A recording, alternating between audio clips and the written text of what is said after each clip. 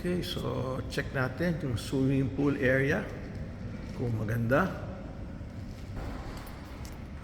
So dito tayo sa The Pavilion Hotel. At ito na ang kanilang swimming pool area na infinity pool. Wow. Ganda pala. Overlooking ng city. So medyo maliit lang. Ikot tayo rito. Pero napaka-cute naman itong area na to. At habang lumalangoy ka, nakikita mo yung view. Ito mga building sa taas.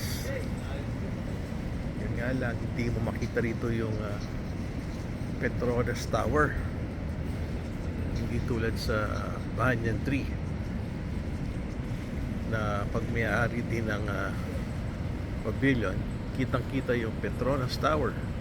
Ito lang ang problema pag mainit, kailangan hahanap ka ng lugar na pwedeng pagtaguan at ito ka mag-chill out. Ito mga bisita, enjoy na enjoy. So dito muna tayo mag-chill out. Tama-tama, one for me and one for Berna Baron. Okay, so it's time to chill out here at the Pavilion Hotel, Kuala Lumpur.